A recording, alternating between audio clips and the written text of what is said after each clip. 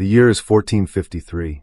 Constantinople stands as a testament to human achievement, a city where east meets west, straddling two continents across the strategic Bosphorus Strait. For over a millennium, this magnificent capital of the Byzantine Empire has been the crossroads of civilization, trade, and cultural exchange between Europe and Asia. The city's geographical position made it naturally defensible and commercially invaluable.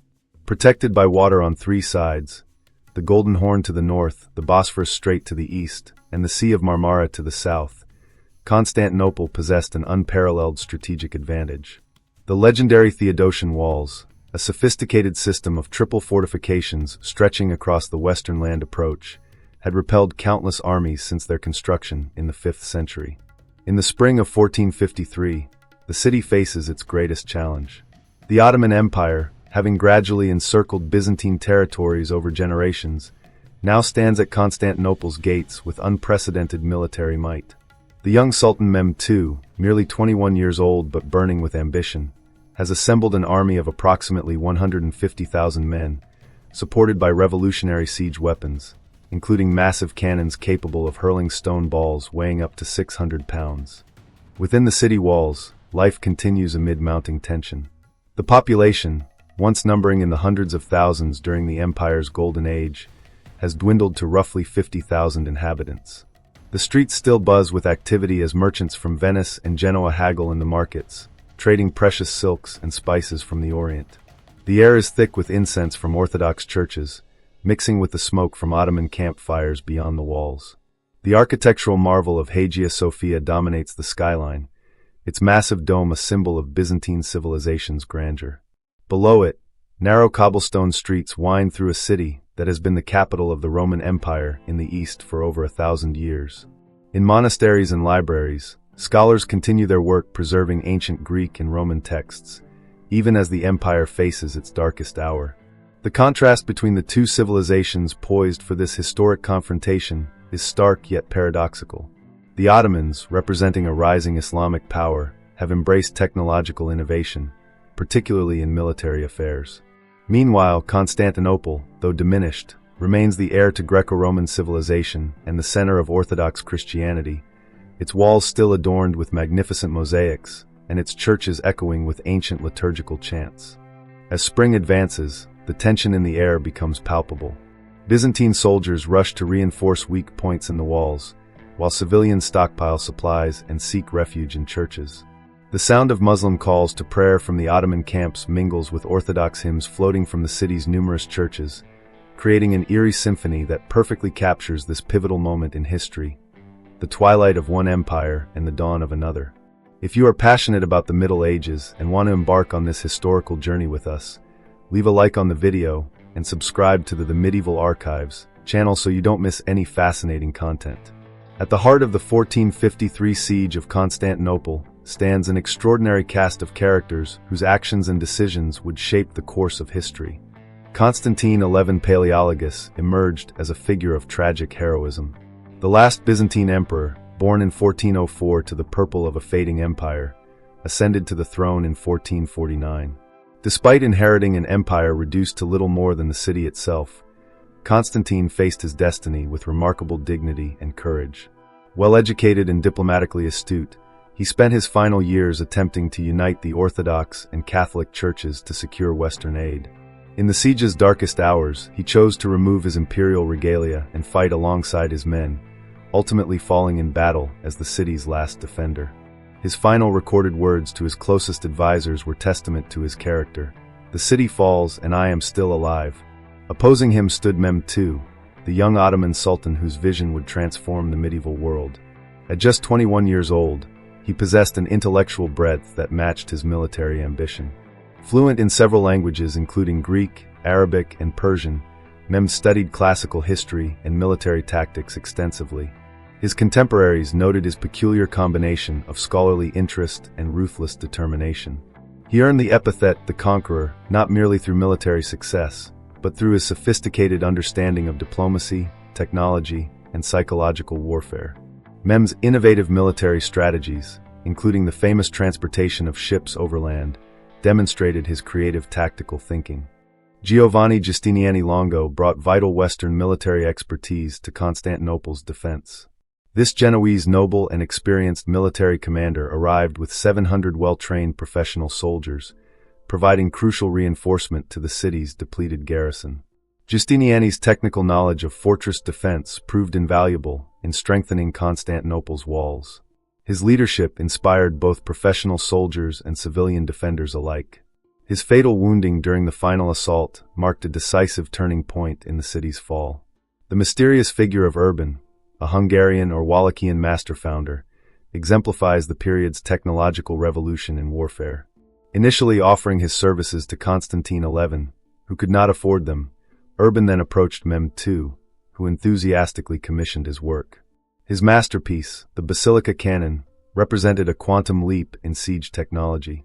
This massive weapon, capable of hurling stone balls weighing up to 600 pounds over a mile, required a team of 60 oxen and 400 men to transport and operate.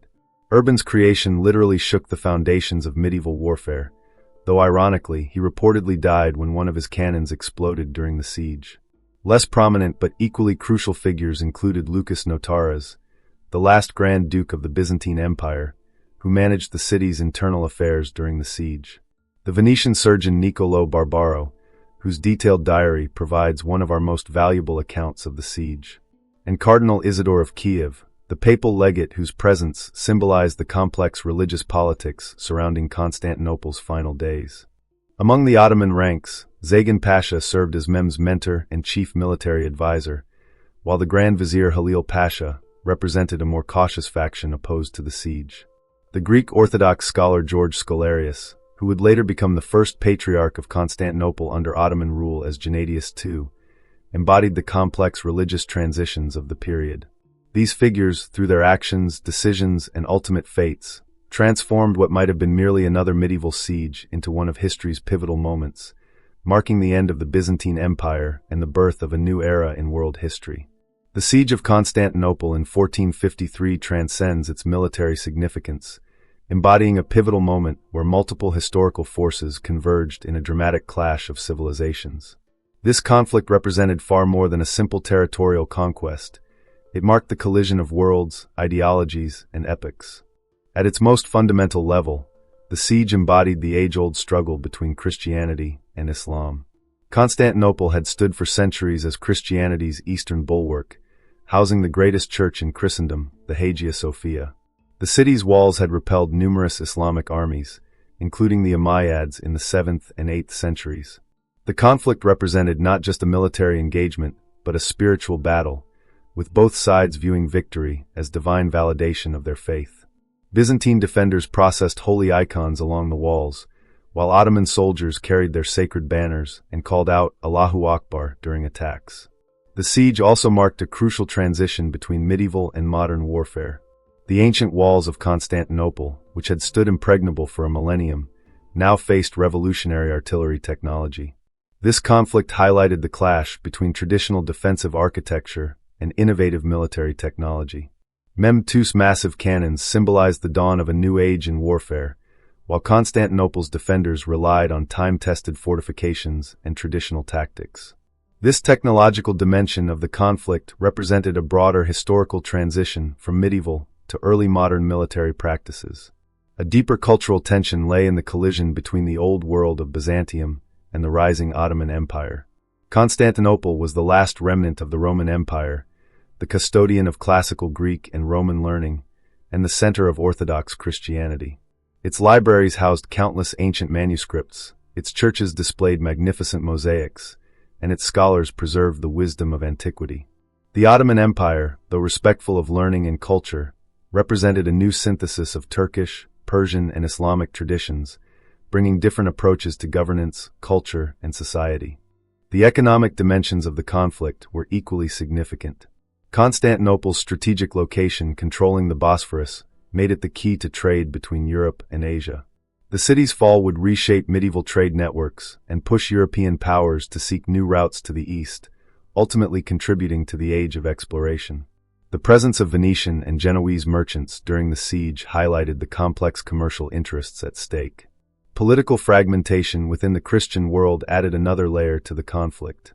The schism between the Orthodox and Catholic churches had weakened Constantinople's position, with many Orthodox Christians preferring Turkish rule to Catholic domination. The limited Western response to Constantinople's calls for help reflected these deep divisions within Christendom.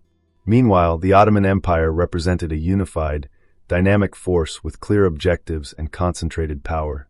The siege also represented a clash between different concepts of imperial power. The Byzantine Empire maintained the ancient Roman concept of universal empire, based on law, administration, and cultural prestige. The Ottoman Empire offered a new model of imperial rule, combining Islamic principles with practical tolerance and military might. This conflict would determine which model would dominate southeastern Europe and the eastern Mediterranean for centuries to come. The psychological dimension of the siege was profound. For the Byzantines, it represented the last stand of a civilization that traced its roots to ancient Rome. The walls of Constantinople were not merely physical defenses, but symbols of cultural continuity and resilience. For the Ottomans, conquering the city represented legitimacy, the fulfillment of Islamic prophecy, and the establishment of their empire as a world power. These overlapping conflicts, religious, technological, cultural, economic, political, and psychological, made the siege of Constantinople one of history's most significant turning points. The fall of the city marked not just the end of the Byzantine Empire, but the death of the medieval world and the birth of the early modern era, reshaping the Mediterranean world and beyond for centuries to come. The year is 1453. Constantinople stands as a testament to human achievement, a city where East meets West, straddling two continents across the strategic Bosphorus Strait. For over a millennium, this magnificent capital of the Byzantine Empire has been the crossroads of civilization, trade, and cultural exchange between Europe and Asia. The city's geographical position made it naturally defensible and commercially invaluable. Protected by water on three sides, the Golden Horn to the north, the Bosphorus Strait to the east, and the Sea of Marmara to the south, Constantinople possessed an unparalleled strategic advantage. The legendary Theodosian walls, a sophisticated system of triple fortifications stretching across the western land approach, had repelled countless armies since their construction in the 5th century. In the spring of 1453, the city faces its greatest challenge. The Ottoman Empire, having gradually encircled Byzantine territories over generations, now stands at Constantinople's gates with unprecedented military might. The young Sultan Mehmed II, merely 21 years old but burning with ambition, has assembled an army of approximately 150,000 men, supported by revolutionary siege weapons, including massive cannons capable of hurling stone balls weighing up to 600 pounds. Within the city walls, life continues amid mounting tension. The population, once numbering in the hundreds of thousands during the empire's golden age, has dwindled to roughly 50,000 inhabitants. The streets still buzz with activity as merchants from Venice and Genoa haggle in the markets, trading precious silks and spices from the Orient. The air is thick with incense from Orthodox churches, mixing with the smoke from Ottoman campfires beyond the walls. The architectural marvel of Hagia Sophia dominates the skyline, its massive dome a symbol of Byzantine civilization's grandeur. Below it, narrow cobblestone streets wind through a city that has been the capital of the Roman Empire in the East for over 1,000 years. In monasteries and libraries, scholars continue their work preserving ancient Greek and Roman texts, even as the empire faces its darkest hour. The contrast between the two civilizations poised for this historic confrontation is stark yet paradoxical. The Ottomans, representing a rising Islamic power, have embraced technological innovation, particularly in military affairs.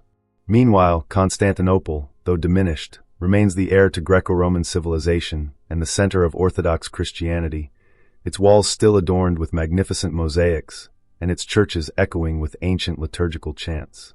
As spring advances, the tension in the air becomes palpable. Byzantine soldiers rush to reinforce weak points in the walls, while civilians stockpile supplies and seek refuge in churches. The sound of Muslim calls to prayer from the Ottoman camps mingles with Orthodox hymns floating from the city's numerous churches, creating an eerie symphony that perfectly captures this pivotal moment in history, the twilight of one empire and the dawn of another. If you're enjoying the story so far, what part surprised you the most? Comment below what you think about how these events changed the course of the Middle Ages. The siege of Constantinople unfolded through a series of dramatic events that would forever change the course of history. In the early spring of 1453, the Ottoman forces implemented a bold strategy that would prove crucial to their success. Recognizing the city's vulnerability from the Golden Horn, they devised an ingenious plan to neutralize Byzantine naval superiority. A massive iron chain, stretched across the Golden Horn's entrance, had long protected the city's northern maritime approach. This formidable barrier, supported by floating wooden pylons, effectively prevented enemy ships from entering the harbor. Sultan Mehmed II, displaying remarkable tactical innovation, orchestrated what many considered impossible. On April 22, 1453, the Ottomans began an extraordinary operation to circumvent the chain barrier. Under the cover of darkness, they constructed an improvised roadway of greased wooden planks stretching from the Bosphorus to the Golden Horn, spanning approximately 2 miles over hilly terrain. In a feat of engineering and determination, they managed to transport roughly 70 ships overland, rolling them on logs and pulling them with oxen and hundreds of soldiers. The Byzantine defenders watched in disbelief as Ottoman ships seemingly materialized in the Golden Horn, bypassing their supposedly impregnable naval defenses. As the siege progressed, the situation within Constantinople grew increasingly desperate. Food supplies dwindled, and the defenders fought exhaustion and despair. The defining moment of spiritual unity came on May 28, 1453, the night before the final assault. Within the hallowed walls of Hagia Sophia, Emperor Constantine XI organized a final, profoundly moving religious ceremony. Orthodox and Catholic Christians, setting aside centuries of schism, came together in a last display of Christian unity. The emperor himself participated in this solemn service, asking forgiveness from all present before departing to lead the final defense. The fateful moment arrived in the early hours of May 29, 1453. The Ottomans launched their final assault just after midnight, focusing their attack on the weakened sections of the wall near the gate of St. Romanus. Wave after wave of Ottoman troops assaulted the walls while their massive cannons continued their bombardment. The decisive breakthrough came near dawn when Ottoman forces discovered an unlocked postern gate called the Kerkoporta. Once the Ottomans breached this entrance, chaos ensued. Emperor Constantine XI, recognizing the inevitable, removed his imperial regalia and led a final charge against the invading forces, falling in battle as his city collapsed around him. The Ottomans poured into the city through multiple breaches, overwhelming the exhausted defenders. By midday, the Ottoman flag flew over Constantinople's walls. Sultan Mehmed II entered the conquered city in triumph, proceeding directly to Hagia Sophia. In a gesture that symbolized the transformation of Constantinople into Istanbul, he ordered the immediate conversion of the great cathedral into a mosque, marking the birth of a new era in the city's history. These pivotal moments during the siege demonstrated not only the military and tactical brilliance of the Ottoman forces, but also the courage and dignity of the Byzantine defenders in their final hours. The fall of Constantinople reverberated throughout the Christian world, marking the end of the Roman Empire's last vestige and the birth of a new Ottoman power that would dominate the Eastern Mediterranean for centuries to come. Constantinople in 1453 stood as a living museum of millennium-old cultural achievements and intellectual traditions. At its heart, the Hagia Sophia rose as the crowning glory of Byzantine architecture, its massive dome seeming to float ethereally above the city. Built under Emperor Justinian in the 6th century, this architectural marvel represented the perfect synthesis of Roman engineering, Greek aesthetics, and Christian spirituality. Its walls glittered with golden mosaics depicting biblical scenes and imperial portraits, while its acoustic design created an otherworldly atmosphere where sounds reverberated for nearly 12 seconds. The city's intellectual life centered around its numerous monasteries and libraries, housing an incomparable collection of ancient manuscripts.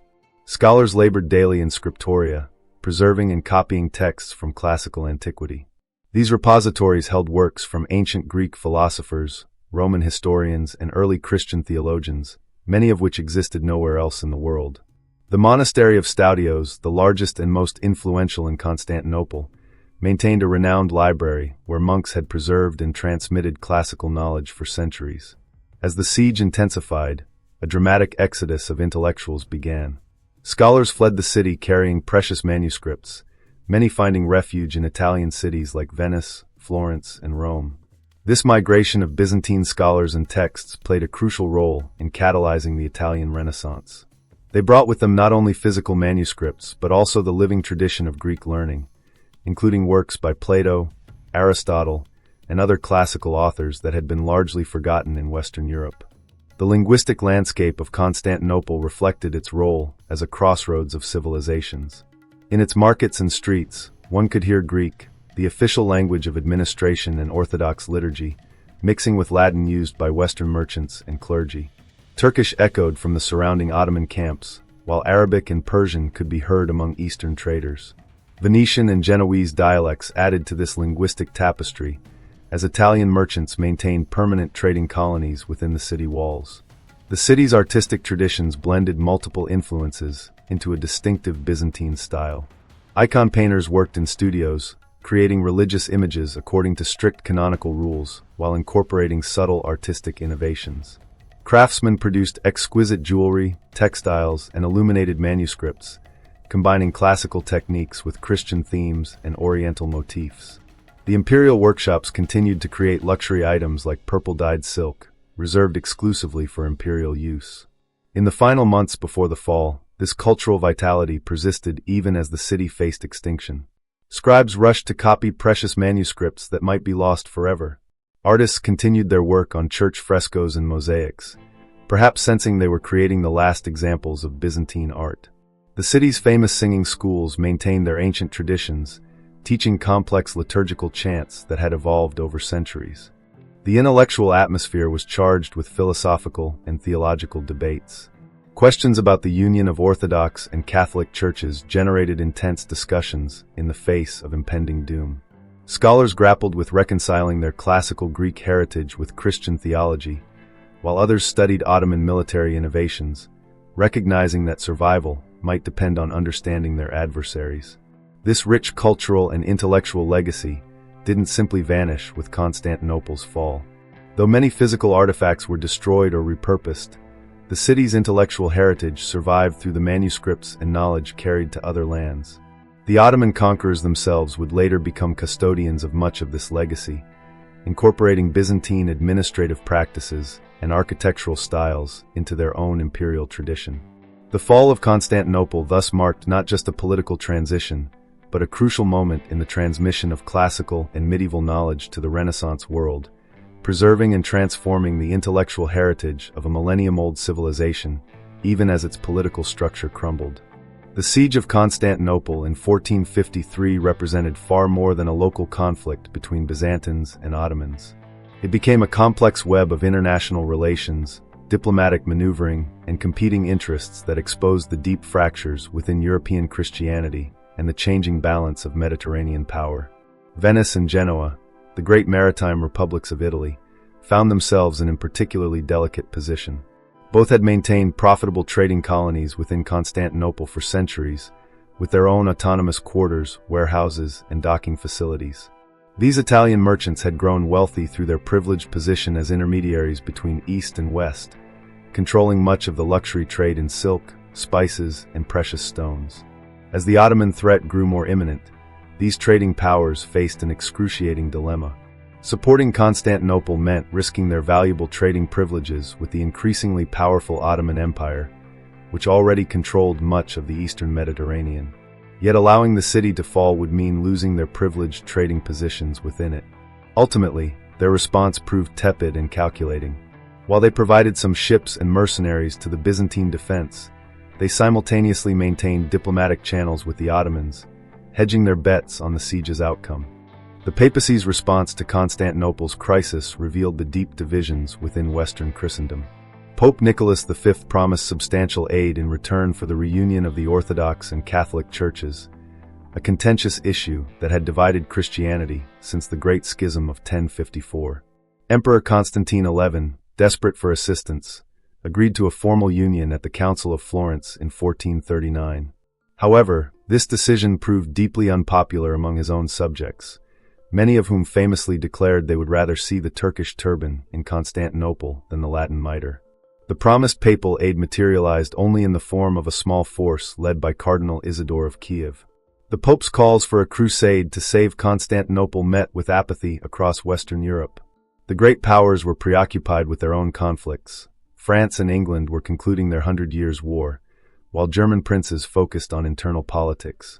The memory of failed crusades and the cost of previous expeditions made Western rulers hesitant to commit resources to what many saw as a lost cause. Hungarian military assistance, which might have been crucial given their experience fighting the Ottomans, was prevented by their own political crisis following the death of John Hunyadi. The Kingdom of Aragon, despite its Mediterranean interests, remained focused on its rivalry with France. Even the Knights of Rhodes, traditionally defenders of Christian interests in the East, provided only token support. Beyond Europe, diplomatic overtures to Mamluk Egypt proved fruitless, despite shared concerns about Ottoman expansion. The Christian Kingdom of Ethiopia, long rumored to be a potential ally against Islamic powers, was too distant to provide meaningful assistance. The Golden Horde, traditional enemies of the Ottomans, were themselves in decline and unable to create a meaningful diversion. The lack of substantial external support reflected broader changes in the medieval world. The old concept of Christendom as a unified force against external threats had broken down. Commercial interests increasingly trumped religious solidarity. The rising Ottoman Empire, with its efficient military organization and diplomatic sophistication, proved more adept at managing international relations than the declining Byzantines. Some aid did arrive in the form of independent volunteers, particularly from the Italian states. Giovanni Giustiniani Longo of Genoa brought 700 professional soldiers at his own expense, proving crucial to the city's defense. Various other European adventurers, merchants, and soldiers joined the defense, creating an international garrison that reflected Constantinople's cosmopolitan character even in its final days. The siege thus highlighted a pivotal moment in European history when medieval concepts of Christian unity confronted the realities of emerging national interests and commercial pragmatism. The fall of Constantinople would accelerate these changes, forcing European powers to develop new diplomatic and commercial strategies in a world where the Ottoman Empire had become the dominant Mediterranean power. The failure of Western Christendom to mount an effective response to Constantinople's fall would haunt European consciousness for generations, spurring both soul-searching and future calls for crusade. Yet it also marked the beginning of more practical diplomatic and commercial arrangements with the Ottoman Empire, setting patterns that would define East-West relations for centuries to come. The fall of Constantinople in 1453 represents one of history's great pivotal moments, sending shockwaves across continents and centuries that continue to resonate today. This momentous event marked not merely the end of an empire, but the transformation of an entire world order. The Byzantine Empire's collapse marked the definitive end of the Roman imperial tradition that had shaped European civilization for nearly 2 millennia. The psychological impact on European Christians was profound and lasting. The loss of Christianity's eastern bulwark created a sense of vulnerability that would influence European politics and culture for generations.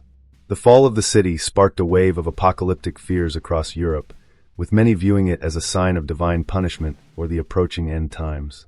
Economically, Ottoman control of Constantinople revolutionized global trade patterns. The traditional trade routes linking Europe with Asia now lay under Ottoman control, forcing European merchants to seek alternative paths to Eastern markets.